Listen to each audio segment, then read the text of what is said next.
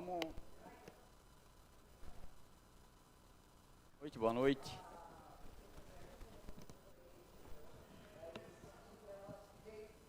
Boa noite. Boa noite a todos. Vamos dar início à nossa audiência pública e da prestação de contas de finanças. Então, boa noite a todos presentes. No dia de hoje, nesta Casa Legislativa, será apresentado as metas fiscais do primeiro quadrimestre de 2023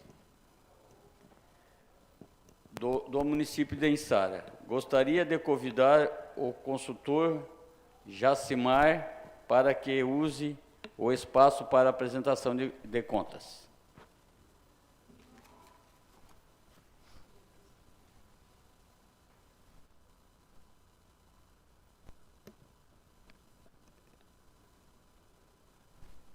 Boa noite a todos os que nos acompanham. Obrigado, presidente, pela citação, né? Hoje, a exemplo do que fizemos, acho que foi feita no mês de março, a avaliação das metas anuais, né, de 2022, hoje nós vamos fazer a apresentação das metas, a avaliação das metas anuais relativa ao primeiro quadrimestre de 2023.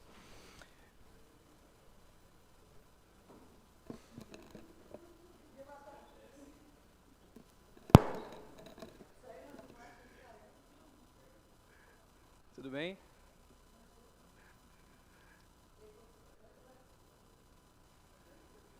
Bem, essa audiência, ela praticamente fecha todas aquelas ferramentas que o poder público tem, né, em qualquer uma de suas áreas, para efeito de análise dos números, efetivamente, que envolvem o fluxo orçamentário e financeiro do município. Então, ela deve ser a 7ª ou 8ª forma que isso é feita, essa prestação de contas. Além das publicações diárias no portal, tem-se informações para o Ministério da Educação, informações para o Ministério da Saúde, informações para o Tesouro Nacional através do SICONF, onde até o Poder Legislativo tem a sua participação lá, né? Informações ao Tribunal de Contas, além daquelas informações que envolvem o portal de contas públicas, que o município também divulga os seus balancetes lá.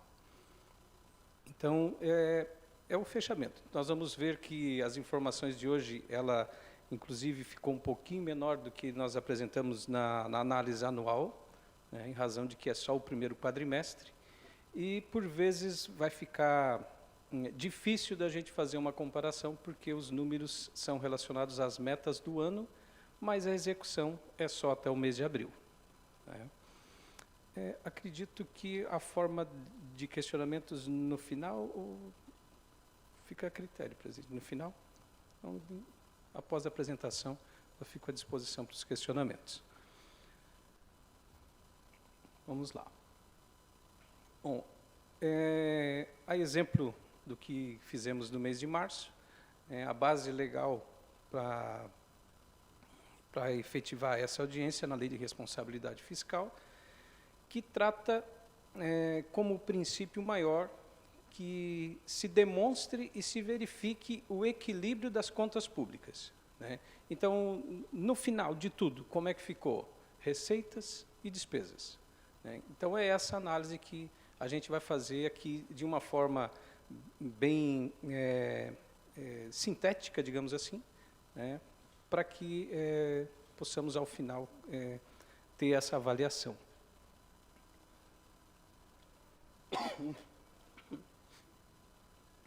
Bom, então irão constar dessa demonstração as receitas arrecadadas no período, aquilo que foi projetado para o ano e o que foi arrecadado até o mês de abril, as despesas executadas, e aqui entende-se por despesa executada aquela que já teve efetivamente a sua entrega, o material foi entregue ou o serviço foi prestado, né? Então, aquelas despesas que a gente chama lá de estimativas, como o caso de combustíveis ou de telefone, etc., que a gente faz um registro estimativo, né? Aqui vão estar somente aquelas que já foram executadas. Comparar, né, o que é que nós recebemos e o que nós executamos nesse período, se está dentro do planejado, né, se a gente não está tendo aí um déficit. As metas de resultado primário e nominal, essas duas informações inseridas na legislação, por força do Fundo Monetário Internacional, na época, né, que, no sentido de colocar as contas do país na linha. Metas e dívidas do município, e vamos tratar também aqui da análise do cumprimento dos índices de saúde e educação, que são as informações bimestrais também que são remetidas.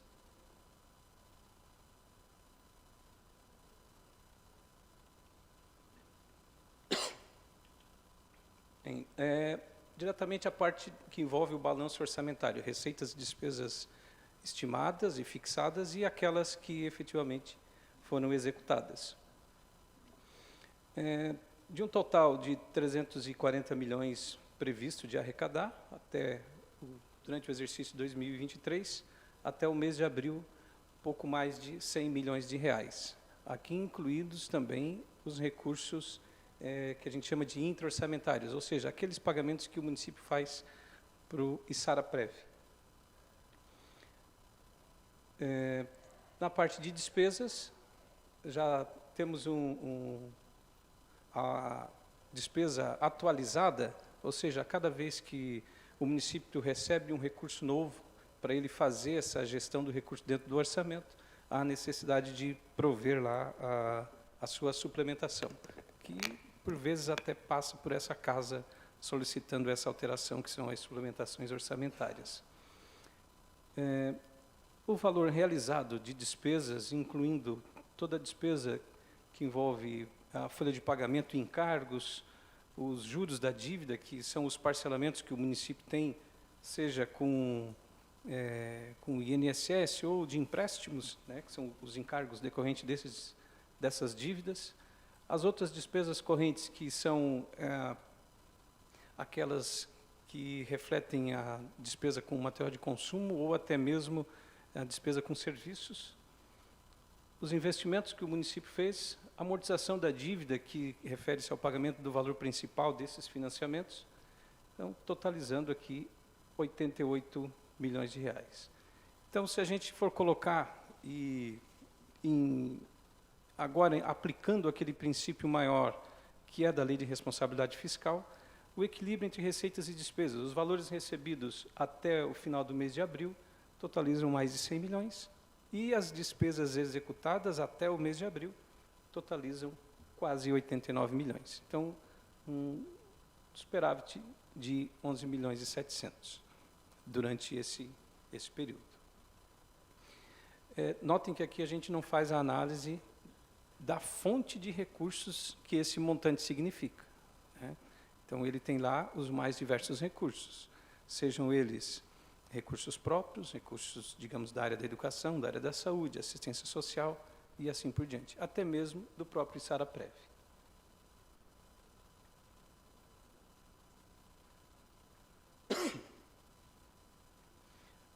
Análise do resultado primário. O resultado primário, ele visa principalmente identificar todos os recursos que o município recebe, frente a todas as despesas que tem, mas que não, sem levar em conta aquilo que não é de sua atividade. Por exemplo, os rendimentos financeiros, eles não farão parte da análise do resultado primário, porque não é objetivo do poder público auferir riqueza aplicando dinheiro. Ele aplica para não perder o valor, mas não é a ação fundamental dele. Da mesma forma, é retirado dessa análise aquela parte que envolve o pagamento de empréstimos ou de dívidas consolidadas. Como comentei no início, como é uma informação tida ou solicitada pelo Fundo Monetário Internacional, notem que é interessante que, quanto mais dívida você paga, já que ela não interfere no resultado, melhor o seu resultado, né?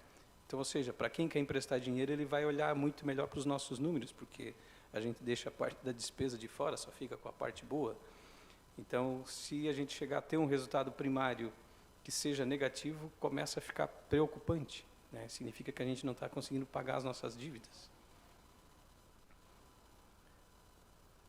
No resultado primário, nós tomamos o cuidado aqui de demonstrar os valores sem os recursos do ISARA-Prev, porque eles têm destinação específica e dizem respeito aos seus associados, unicamente, e não ao poder público.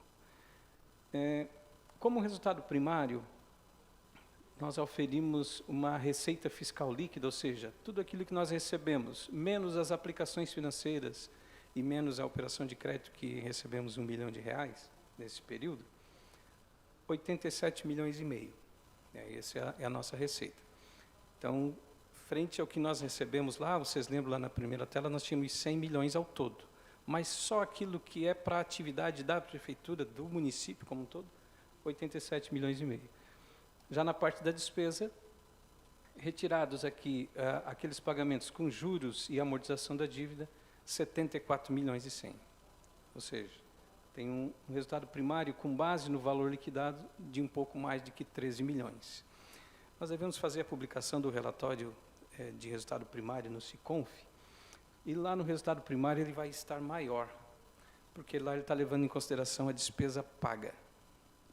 E a gente trouxe aqui a liquidada justamente para mostrar que o quanto que já está comprometido. Vai em torno de quase 2 milhões a diferença em relação ao que está liquidado e o que está efetivamente pago.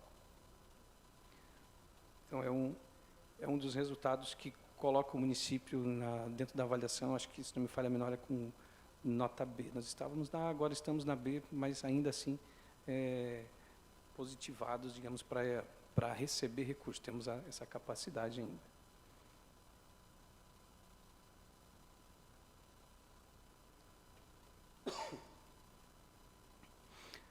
Resultado nominal.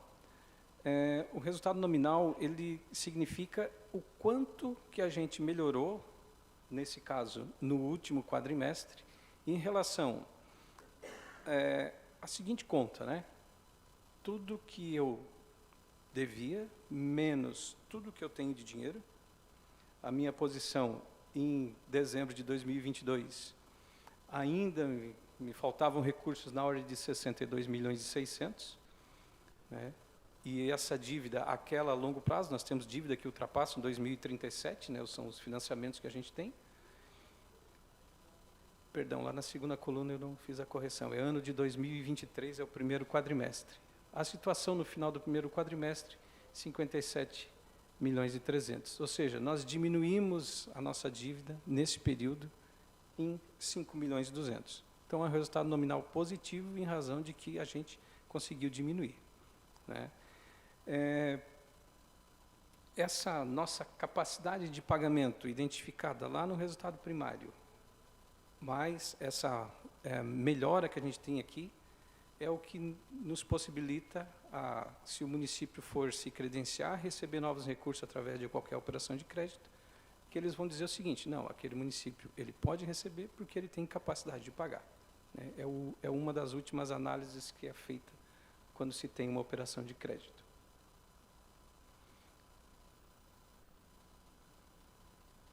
Bem, aqui a gente praticamente finda o resumo sobre o quanto que o município recebeu de recursos, o quanto que ele executou de despesas, a nossa situação em relação ao resultado primário e resultado nominal. Agora, perdão. As análises aqui em relação a gastos com saúde e educação, e a gente faz o destaque para o Fundeb.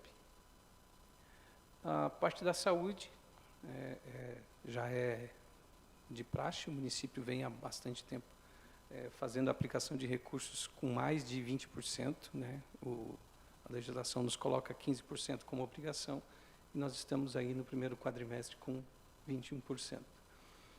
A educação, com 18,71, ainda não atingindo o 25%, mas representa a etapa do ano que a gente menos tem despesas relacionadas à educação. Tem o período de férias dos professores, né, tem a parte toda de 13º salário e as férias pagas, que são pagas só lá em dezembro, que aqui ainda não tem o seu lançamento, né, só vai ocorrer lá na frente. Assim como o reflexo se percebe no Fundeb, que nós temos a obrigação de terminar o exercício com 70% e estamos com 59%. Poderíamos estar a 62%, só nós utilizamos os recursos que restaram no ano anterior para fazer pagamento de folha, em torno de 415 mil, se não me falha a memória, que era o superávit de 2022.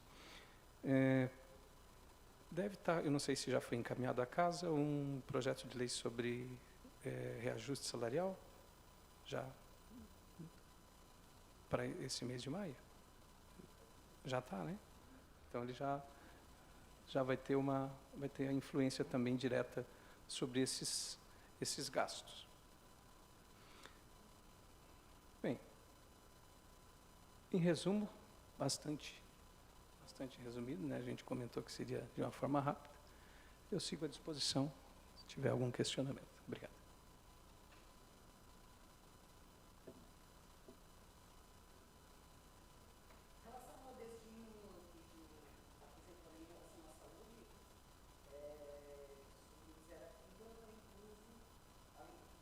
Toda a despesa da saúde está computada ali, desde que paga com recurso próprio. Isso. Isso.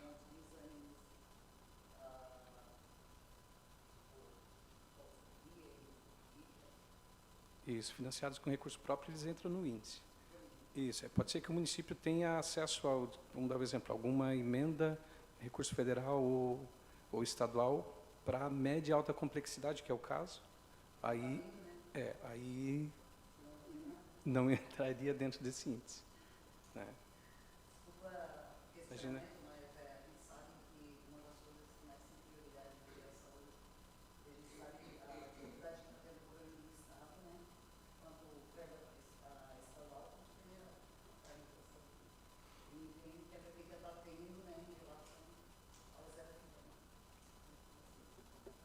Exatamente. E na última visita do governador, que foi até na REC, recebendo todos os prefeitos e tal, né? Ele também demonstrou o quanto está difícil para o governo do estado, né? Exatamente.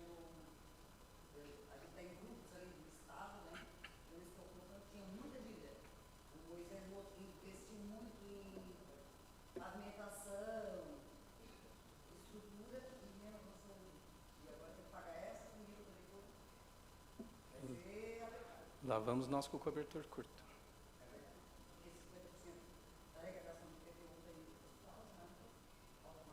Exato. É uma garantia que o município vai colocando.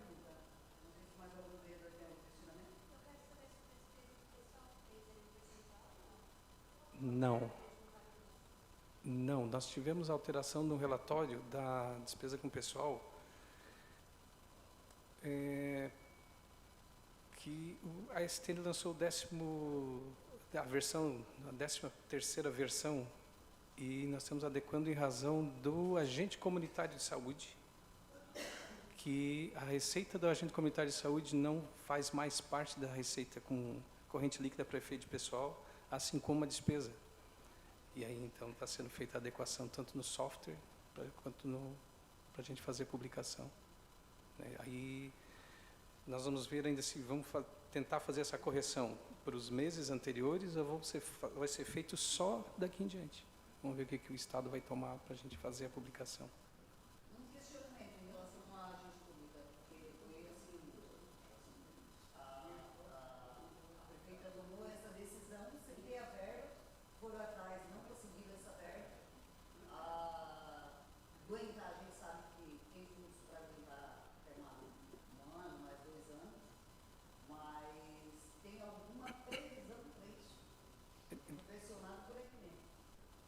desculpa, para qual despesa que eu não ouvi? De agência de saúde. Da agente comunitário? Eles... A Muriel foi demitida pela Bruna. A Galvânia chamou. Esse recurso não foi repassado. Bom, quem está pagando É o município que está pagando. Né? É o município que está pagando. Porque eu acho que tem que ter o reconhecimento das equipes, se não me falha a memória lá, né? E aí, a partir disso, o governo federal se responsabiliza do pagamento, mas se não, é o município que vai pagar. É.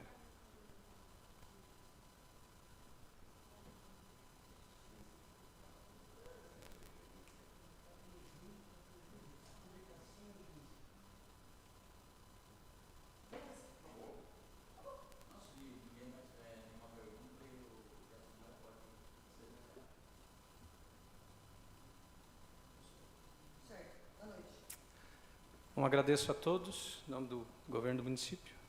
Tenhamos uma boa noite.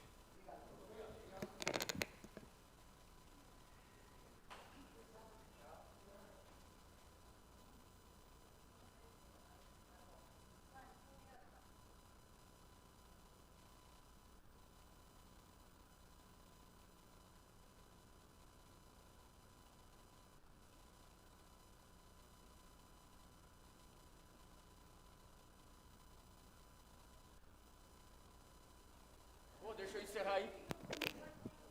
Ô, pessoal, tem que encerrar aí. Eu vou ter que encerrar aí porque o Ricardo falou que é obrigado a encerrar a audiência. Não tendo mais assunto a tratar, demos por encerrada essa audiência pública. Uma boa noite a todos e muito obrigado.